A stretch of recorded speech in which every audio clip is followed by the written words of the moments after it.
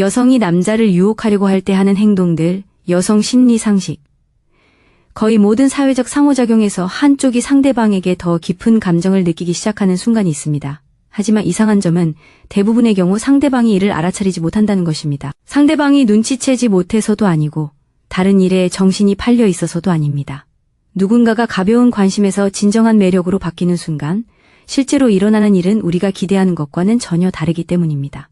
영화는 잘못된 것을 보여줍니다. 오래도록 바라보거나 머리카락을 휘날리거나 의미심장한 말을 하는 것과 같은 명백한 신호들은 아마추어적인 행동입니다. 상대방이 진심으로 관심이 없을 때, 의도보다는 연기에 가까울 때, 또는 상황이 심각하지 않아 노골적으로 드러내는 것이 중요하지 않을 때 하는 행동들입니다. 진정한 매력은 다르게 작용합니다. 조용히, 그리고 진화 과정에서 미묘하게 작용하도록 설계된 메커니즘을 통해 작동합니다. 미묘함은 중요한 역할을 합니다. 그럴듯한 부인을 가능하게 하고 노골적인 거절의 상처를 막아줍니다. 이러한 행동은 어느 한쪽이 공개적으로 자신을 드러내고 창피를 당할 위험을 감수하지 않고도 상대방이 반응할 수 있는 여지를 만들어줍니다. 이러한 메커니즘은 매우 정교하며 수십만 년에 걸친 인류 사회 진화 과정에서 다듬어져 왔습니다. 이러한 행동 이면에 숨겨진 심리적 구조를 이해하지 못하면 매번 이를 놓치게 될 것입니다. 주의를 기울이지 않아서가 아니라 완전히 잘못된 것에 주의를 기울이고 있기 때문입니다. 매력에 대해 생각할 때 거의 아무도 고려하지 않는 직관에 반하는 것부터 시작해 보겠습니다. 진정한 매력이 생겨날 때 가장 먼저 변하는 것은 매력을 느끼는 사람에 대한 행동이 아닙니다. 바로 다른 모든 사람에 대한 행동입니다. 심리학적, 신경학적 관점에서 매력이 실제로 무엇을 의미하는지 생각해 보세요. 그것은 우선순위의 대대적인 재조정입니다. 인지적 주의를 어디에 집중해야 하는지에 대한 근본적인 변화입니다. 그리고 이러한 변화에는 상당한 인지 자원, 즉 어딘가에서 나와야 하는 실제 정신적 에너지가 필요하기 때문에 다른 무언가를 포기해야 합니다. 가장 먼저 포기하는 것은 거의 항상 사회적 관계 유지입니다. 이전에는 집단 내 모든 사람에게 따뜻하고 세심했던 사람이 갑자기 자신의 에너지를 더 선택적으로 사용하게 됩니다. 차갑게 구는 것이 아니라 단지 절약하는 것입니다. 그들의 사회적 자원은 제한적으로 사용되게 되는데 이는 그들의 마음이 이제 훨씬 더 중요하다고 생각하는 무언가에 몰두하기 때문입니다. 끊임없이 추적하고 의식적으로 인지하지 못하는 기준에 따라 평가하는 무언가 말입니다. 외부 관찰자에게는 이것이 회피처럼 보일 수 있습니다. 주의가 산만해 보일 수도 있고 상황을 제대로 이해하지 못한다면 무관심처럼 보일 수도 있습니다. 하지만 실제로는 정반대입니다. 이는 주의가 특정 목표에 고정되어 모든 가용 자원을 그에 맞춰 재분배하는 사람의 인지적 특징입니다. 이러한 초기 변화가 간과되는 이유는 우리가 끌림을 더하기로 예상하기 때문입니다. 즉, 관심 있는 사람에게 더 많은 관심을 쏟고 더 적극적으로 소통하며 해석의 여지가 없는 명확한 신호를 보내는 것으로 생각하기 때문입니다. 하지만 초기 단계에서 끌림은 종종 빼기로 나타납니다. 다른 사람들에게 할애할 수 있는 시간이 줄어들고 더 이상 중요하지 않다고 생각하는 사람들에게 자동적으로 사회적 반응을 보이지 않게 됩니다. 정확히 무엇을 보고 있는지 알지 못하면 전혀 간지할 수 없는 일종의 내적 재조직입니다. 인지 심리학에서는 이를 인지부와 재분배라고 부릅니다. 마음이 어떤 일이 진정으로 중요하다고 판단할 때, 즉 삶의 결과를 바꿀 만큼 중요하다고 판단할 때, 덜 중요한 일에서 자원을 끌어와 중요한 일에 집중합니다. 사회적 맥락에서 덜 중요한 일은 대개 유지관리 차원의 상호작용입니다. 잡담, 그룹 활동, 특별한 주의를 기울이지 않고도 자동적으로 이루어지는 예의범절 등이 그렇죠. 이러한 자동적인 기능이 저하되기 시작하는 것은 주의력이 다른 곳으로 향했기 때문입니다. 그리고 주의력이 어디로 향했는지 파악할 수 있다면 끌어당김의 원천을 찾아낸 것입니다. 따라서 첫 번째 신호는 전통적인 의미의 신호라기보다는 부재에 가깝습니다.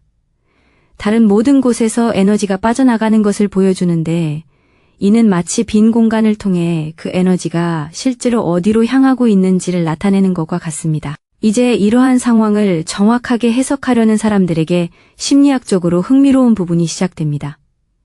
내면의 인지적 변화가 일어나고 자원 재분배가 시작되면 두 번째 행동이 나타납니다. 이 행동은 문화, 성격, 유형, 사회적 맥락을 막론하고 거의 보편적으로 나타납니다. 바로 자신이 그 자리에 있어야 할 이유를 만들어내는 것입니다. 눈에 띄는 이유가 아니라 스스로 이유를 만들어내는 것이죠. 당신과 이야기하려고 일부러 여기 왔어요. 와 같이 의도를 드러내는 이유가 아니라 굳이 무언가를 공개적으로 밝히지 않고도 상대방 가까이에 있을 수 있는 사소하고 현실적인 이유들입니다. 예를 들어 다른 자리가 분명히 있었는데도 우연히 가까운 자리에 앉는 경우, 또는 특정 인물이 들어오는 바로 그 순간 그 사람이 하는 대화에 갑자기 흥미를 느끼는 경우, 혹은 5분 전에는 전혀 없었고 다른 설명도 불가능한 상대방의 행동이나 이야기에 대한 새로운 호기심이 생기는 경우 등이 있습니다. 이러한 심리는 순전히 위험 관리이며 놀라울 정도로 정교합니다. 직접적인 접근은 거절당할 위험, 당황할 위험, 상황을 오해하여 사회적 불이익을 당할 위험 등 상당한 사회적 위험을 수반합니다. 하지만 의도를 밝히지 않고 가까이 있는 것은 어떨까요? 이는 충분히 부인할 수 있는 명분이 됩니다. 아무런 일도 일어나지 않으면서도 관계가 발전할 기회를 만들어내고 시도했다는 사실조차 숨길 필요가 없습니다. 자존심도 사회적 지위도 손상되지 않습니다. 이러한 행동에서 흥미로운 점은 이것이 거의 의식적인 행위가 아니라는 것입니다. 이러한 우연을 만들어내는 사람은 자신이 왜 그 자리에 서 있는지, 왜 하필 그 자리에 앉았는지, 왜 갑자기 그 대화 주제에 관심을 갖게 되었는지에 대해 거의 항상 완벽하게 논리적인 설명을 내놓습니다. 그리고 여기서 중요한 것은 그들이 이러한 설명을 할 때 거짓말을 하지 않는다는 것입니다. 그들의 의식은 진심으로 그 설명을 믿습니다. 무의식이 단지 의식이 아무런 의문이나 검증 없이 받아들이는 그럴듯한 이야기를 만들어낸 것뿐입니다.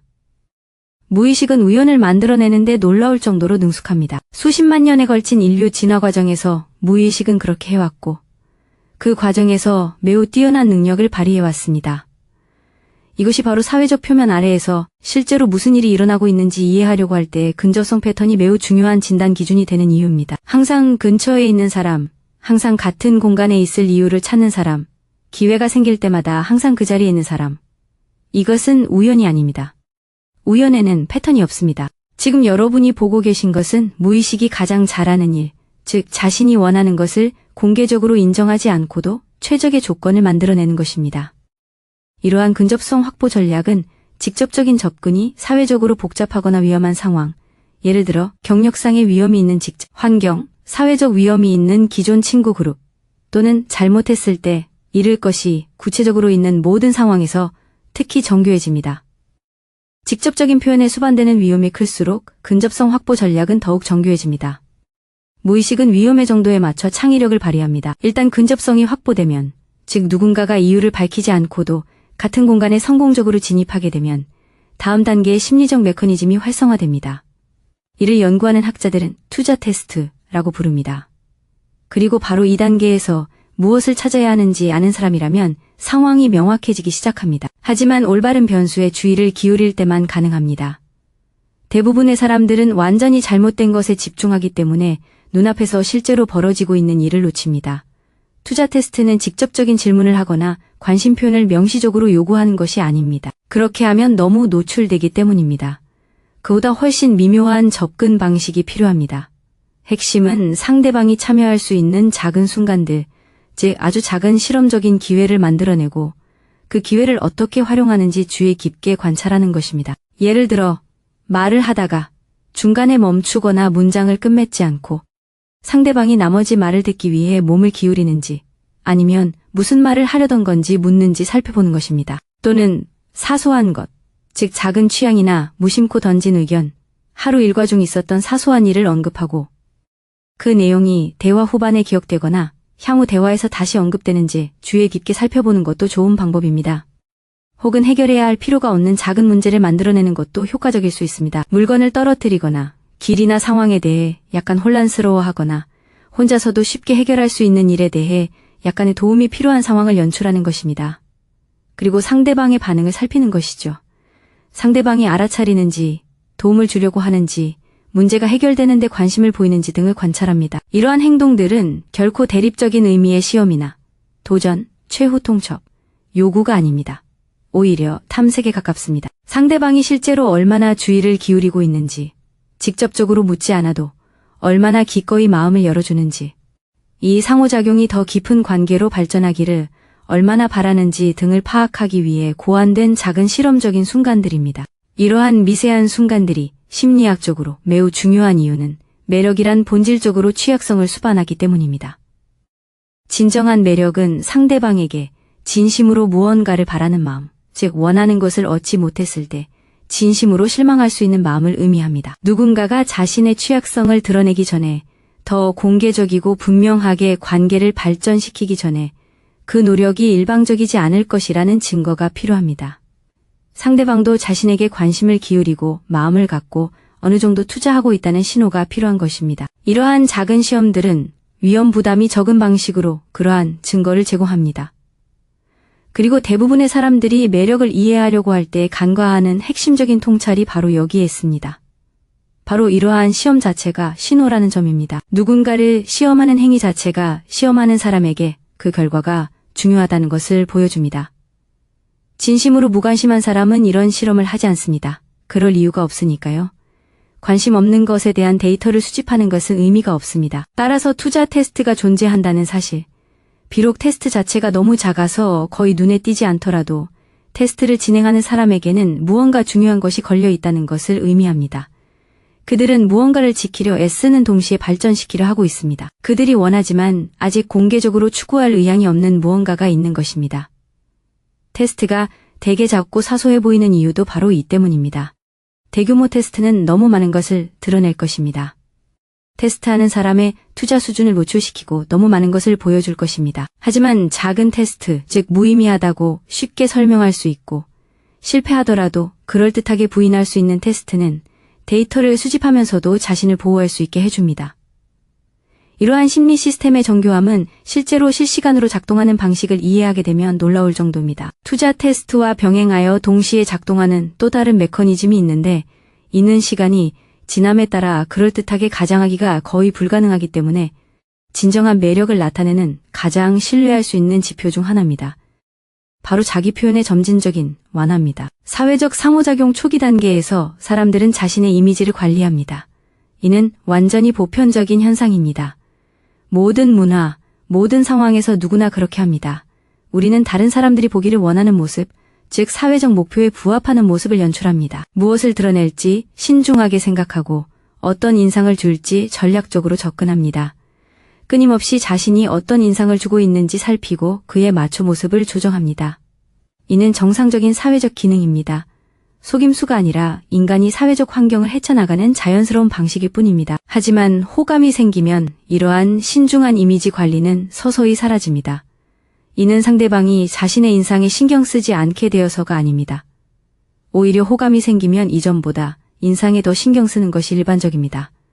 그러나 관리된 이미지를 유지하려면 상당한 인지 자원이 필요합니다. 끊임없이 감시하고 조정하고 무엇을 보여주고 무엇을 숨기고 있는지 끊임없이 인식해야 합니다.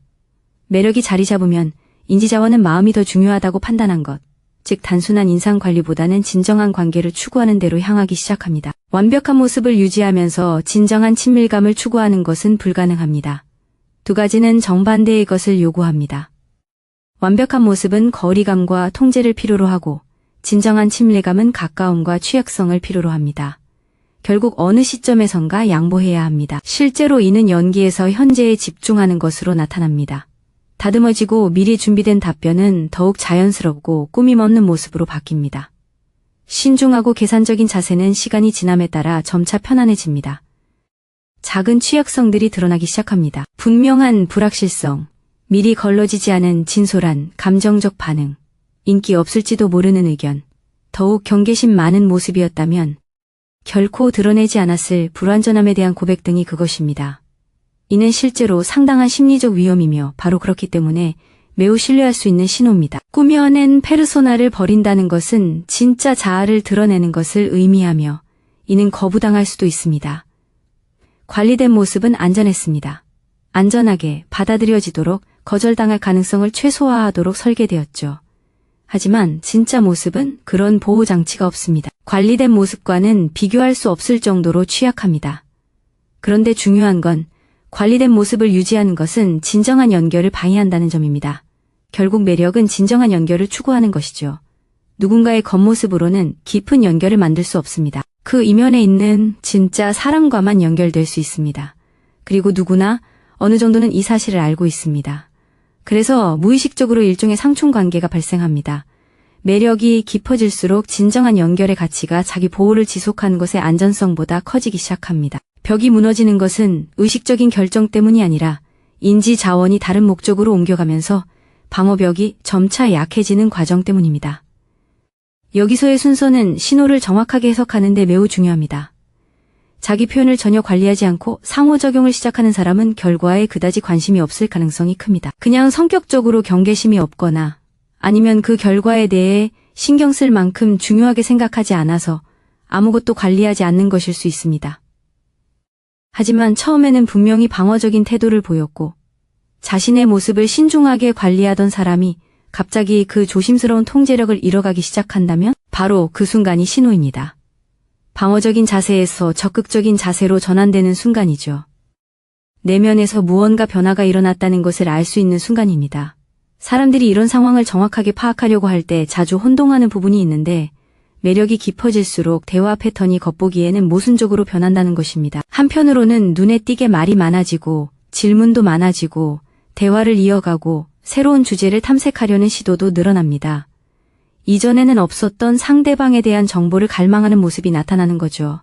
다른 한편으로는 침묵도 늘어납니다. 서로 아무 말도 하지 않지만 그렇다고 자리를 뜨려는 움직임도 없는 순간들이 많아집니다. 다른 상황이었다면 어색했을 침묵이 이 상황에서는 묘하게 어색하지 않게 느껴지는 거죠. 겉보기에는 모순처럼 보일지 몰라도 사실은 그렇지 않습니다. 같은 심리 상태가 서로 다른 방식으로 표현되는 것일 뿐입니다. 말이 많아지는 것은 탐색의 과정입니다. 마음은 상대방을 세세하게 파악하려고 했습니다.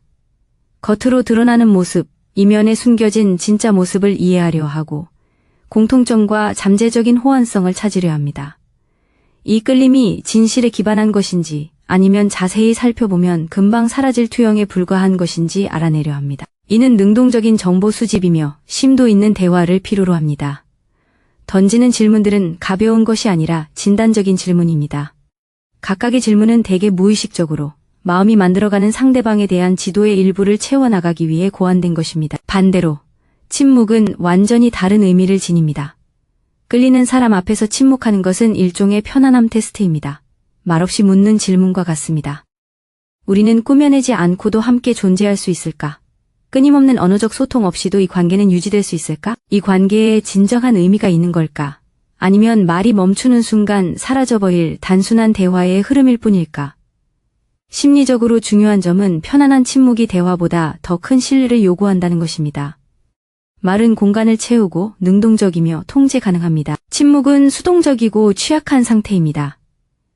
침묵은 관계에 진정한 의미가 있는지 아니면 단순히 말다툼의 에너지에 불과했는지를 드러냅니다. 누군가 대화 중에 침묵을 허용할 때, 즉 말을 쏟아내려 하지 않고 끊임없이 대화하지 않아도 편안하게 그 자리에 있는 모습을 보일 때 그것은 단순한 관심 이상의 깊은 무언가를 의미합니다. 그들은 단순히 대화 자체를 즐기는 것이 아니라 대화 없이도 관계가 지속될 수 있을지, 말 너머에 진정한 무언가가 있는지, 단순한 즐거운 교류 이상의 관계로 발전할 수 있을지를 가늠하고 있는 것입니다.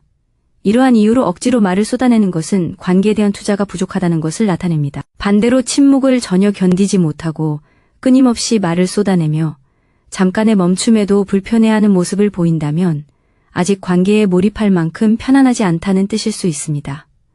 현재 관계가 어떤 형태이든 적극적인 관리가 없이는 아직 유지될 수 없습니다. 그들은 여전히 연기 모드에 머물러 있지 진정한 존재 모드에 있지 않습니다. 진정으로 깊이 이해해야 할 또 다른 메커니즘이 있는데 이는 어쩌면 가장 확실한 진단 기준이 될 수 있습니다. 왜냐하면 상대방이 관계의 미래에 대해 어떻게 생각하는지를 직접적으로 보여주기 때문입니다. 진정한 매력이 생기면 미래에 대한 언급이 대화에 나타나기 시작합니다. 극적으로 또는 명백하거나 단언적인 방식으로는 나타나지 않습니다. 하지만 꾸준히 작은 방식으로 상호작용 곳곳에 스며들어 나타납니다. 거창한 의도 선언이나 구체적인 계획을 세우는 것이 아닙니다. 미래의 가능성에 대한 작고 무심한 언급들입니다.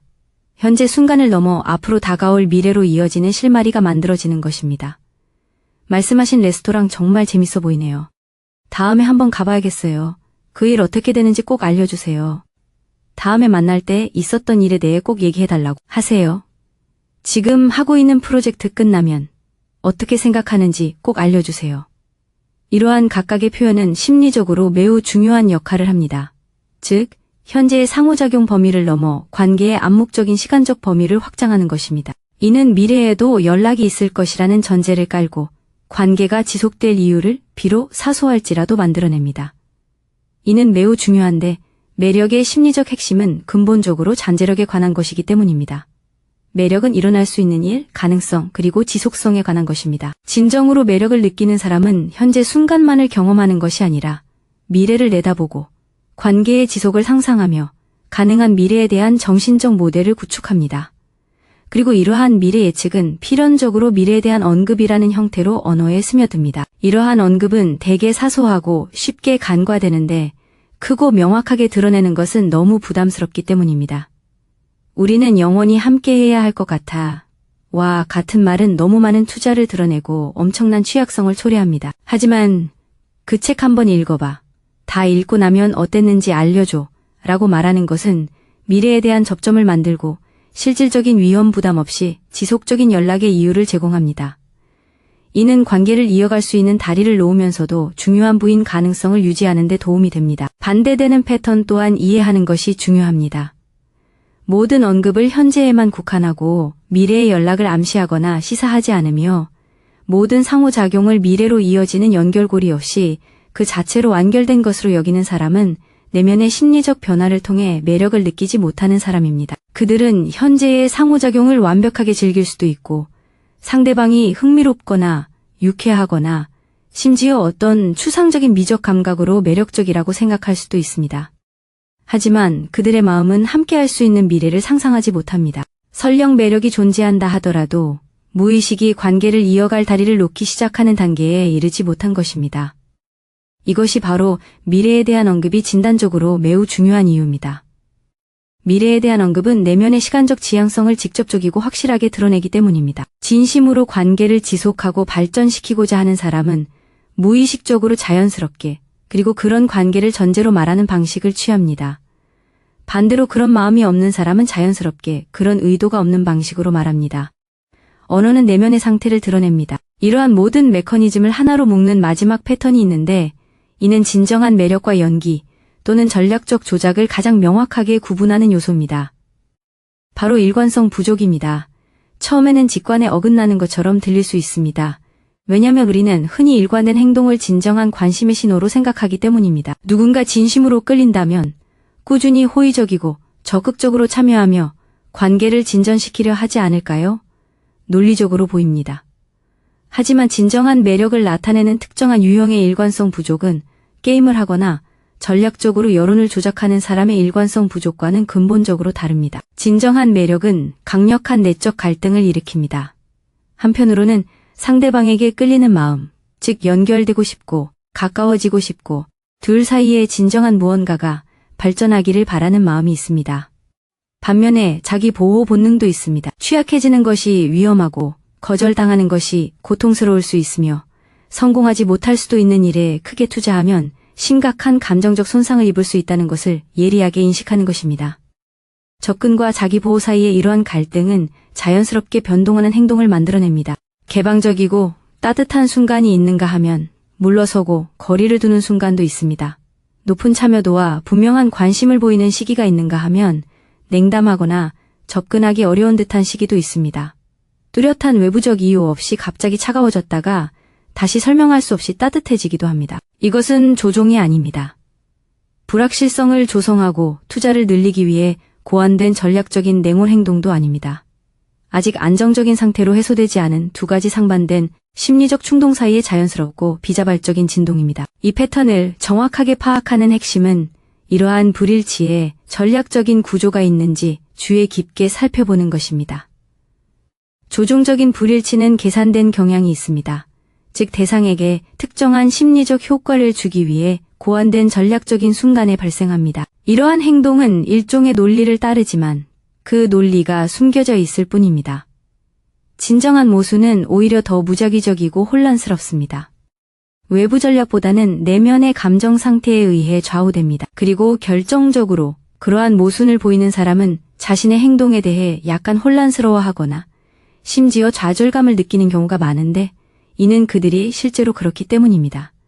그들은 의식적으로 물러서거나 앞으로 나아가기로 선택한 것이 아닙니다. 그들은 완전히 이해하거나 통제할 수 없는 내면에 상충하는 힘에 의해 움직이는 것입니다. 진정한 매력이 때로는 양가 감정이나 심지어 적극적인 무관심처럼 보이는 이유도 바로 이 때문입니다. 자기 보호 본능은 강력합니다. 심각한 상처를 입지 않도록 진화해 왔으며 그 역할을 매우 중요하게 여깁니다. 때로는 매력과 정반대되는 행동을 만들어내는데 이는 바로 매력으로부터 자신을 보호하려는 것이기 때문입니다. 추락의 위험이 클수록 위험에서 물러서려는 충동은 더욱 강해집니다. 이러한 신호들을 읽기 어려운 이유는 이러한 신호들이 드물거나 너무 미묘해서 일반적인 인식이 어렵기 때문이 아닙니다. 사실 이러한 신호들은 놀라울 정도로 흔합니다. 매일 수많은 상호작용 속에서 끊임없이 발생합니다. 문제는 이러한 신호들이 우리가 문화적으로 기대하도록 길들여진 모습과는 전혀 다르다는 것입니다. 우리는 자신감, 솔직함, 그리고 분명한 의도를 찾도록 교육받아 왔습니다. 하지만 진정한 매력은 종종 불확실성, 망설임, 평소보다 더 신중하고 아직은 공개적으로 인정하고 싶지 않은 결과에 더 많은 관심을 기울이는 모습에서 나타납니다. 이러한 패턴을 이해한다고 해서 누군가에게 불공정한 이점이 생기는 것은 아닙니다. 단지 더 나은 판단력을 갖게 해줄 뿐입니다. 평범한 상호작용 이면에 숨겨진 실제 상황을 더 잘 파악할 수 있게 해주는 것이죠. 신호는 항상 존재합니다. 언제나 그래왔습니다. 하지만 흥미로운 점은 이러한 미묘한 행동 변화를 인식하기 시작하면 대부분의 사람들이 완전히 놓치는 또 다른 층위가 있다는 것입니다. 그리고 그것은 우리가 지금까지 다룬 어떤 것보다 더 직접적입니다. 바로 언어, 특히 칭찬에서 나타납니다. 사회적 의무감에서 나오는 형식적인 칭찬이 아닙니다. 뭔가 다른 것입니다. 그 속에는 의도가 담겨 있습니다. 종종 무의식적이지만 무엇에 귀 기울여야 하는지 알게 되면 분명히 알아챌 수 있습니다. 다음 영상에서는 이것이 정확히 어떻게 작용하는지, 특정 칭찬이 단순한 감사 이상의 더 깊은 의미를 전달하는 이유, 그리고 너무 구체적이어서 가볍게 들리지 않는 칭찬이 실제로 무엇을 전달하는지 자세히 설명합니다.